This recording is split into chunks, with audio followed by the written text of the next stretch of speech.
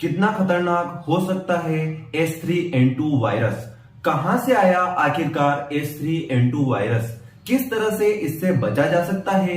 क्या इसके लक्षण होते हैं और किस तरह से इसकी चिकित्सा की जाए, किस तरह से इसका ट्रीटमेंट किया जाए, उसके बारे में आज हम बात करने वाले हैं। तो समझते हैं दोस्तों H3N2 वायरस को। तो दोस्तों अकॉर्डिंग टू WHO जो हमारा H3N2 है, इसको मई 2009 में सबसे पहले खोजा गया था। आखिरकार ये है क्या चीज? तो दोस्तों होता क्या है, इन्फ्लुएंजा एक वायरस से होने वाली बीमारी है जिसके 4 टाइप होते हैं, influenza A, influenza B, influenza C और इन्फ्लुएंजा डी। इनमें से सबसे ज्यादा कॉमन इन्फ्लुएंजा ए और इन्फ्लुएंजा बी देखा जाता है। उसी के अंदर जो इन्फ्लुएंजा ए है उसके 2 टाइप होते हैं, H1N1 जिसको हमने 2009 के अंदर स्वाइन फ्लू के रूप में देखा था, और उसी का एक और सब टाइप है H3N2।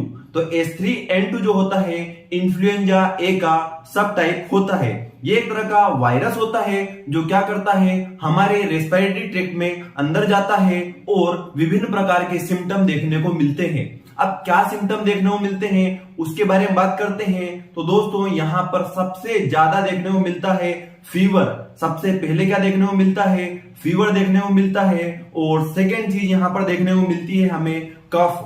ठीक है दोस्तों, सेकंड चीज देखने को मिलती है हमें कफ, और उसके बाद रनी नोज मीन्स नाक का बहना, बॉडी एक मीन्स बदन के अंदर पूरे शरीर के अंदर दर्द का होना, डायरिया और नोजिया भी यहाँ पर देखने को मिलता है।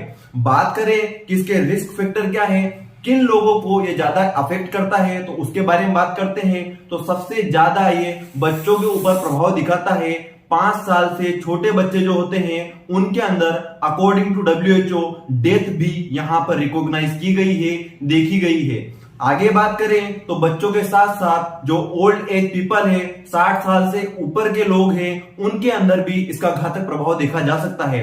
साथ ही साथ बात करें ऐसे लोग जिनको डायबिटीज है, हाइपरटेंशन है और साथ ही साथ रेस्पिरेटरी ट्रैक्ट से रिलेटेड डिजीज है, उनके अंदर भी यहाँ पर इस वायरस को ज्यादा प्रभावशील देखा गया है। उनके अंदर ज्यादा इससे डेथ देखी गई है। तो इन लोगों को ज्यादा सतर्क होना है। साथ ही साथ बात करें कि कितने दिन का होता है, तो इसको बोलते हैं इंक्यूबेशन पीरियड। तो अकॉर्डिंग टू WHO इसका जो इंक्यूबेशन पीरियड होता है 1 से 2 दिन होता है। और मोस्ट ऑफ यहाँ पर अगर ग्रोसली बात करें तो 1 से 4 दिन इसका इंक्यूबेशन पीरियड होता है।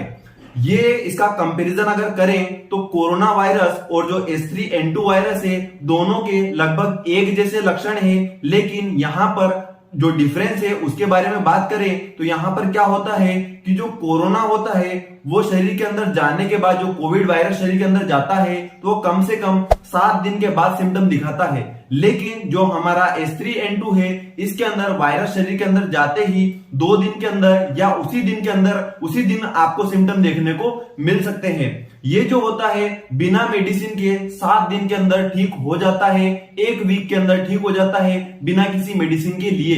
यदि ज्यादा सीवियर केस होता है उसी के अंदर हमें मेडिसिन देने की जरूरत पड़ती है। और 7 दिन के अंदर ठीक होने के साथ साथ यहाँ पर थोड़े लंबे समय तक व्यक्ति के अंदर जो रोगी है उसके अंदर हम कफ देख सकते हैं, उसके अंदर गले में कफ ज्यादा देखने को मिल सकता है जो लंबे समय तक रह सकता है। अकॉर्डिंग टू WHO 2 से 3 वीक तक उसके अंदर ये चीज देखी जा सकती है।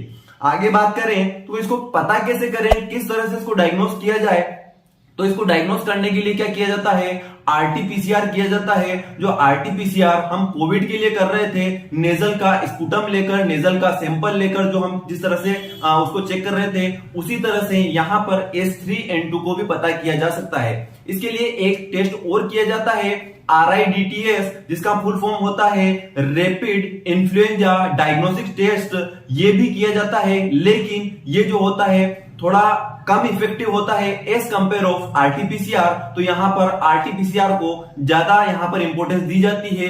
बाकी डॉक्टर के द्वारा कुछ क्लिनिकल सिम्टम्स को देखकर भी इसको पता लगाया जाता है। अब बात करें कि इससे किस तरह से बचाव किया जा सकता है, किस तरह से हम बच सकते हैं, तो इसका बचने का सीधा सा उपाय है, जिस तरह से हम कोविड के अंदर हाथों को बार बार सैनिटाइज कर रहे थे, इसके अंदर भी आपको बार बार हाथों को सैनिटाइज करना है, सोशल डिस्टेंसिंग का पालन करना है। साथ ही साथ जो ज्यादा भीड़ भाड़ वाले इलाके हैं, जो भी क्राउडेड एरिया है, वहां पर जाने से आपको बचना है।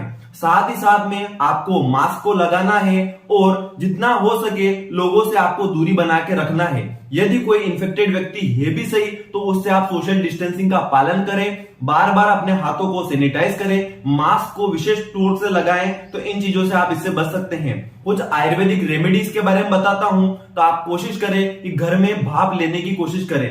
2 से 3 गिलास का पानी को गर्म कीजिए, उसके अंदर आप तुलसी के पत्ते डालिए और उसकी स्टीम को लीजिए। उससे यदि आपकी नाक के अंदर कोई इन्फ्लामेशन हो रहा है तो वो थोड़ा कम हो जाएगा। साथ ही साथ आपको सांस लेने की जो तकलीफ हो रही है उसका भी आपको फायदा मिलेगा, वो भी आपकी जल्दी ठीक हो जाएगी। साथ ही साथ आपको और क्या करना है, तो कोशिश करें कि ज्यादा से ज्यादा पानी पिए, थोड़ा योगासन करें, सुबह जल्दी उठकर अनुलोम विलोम करें। इससे क्या होगा, आपकी जो भी इम्यूनिटी है वो थोड़ी बढ़ेगी।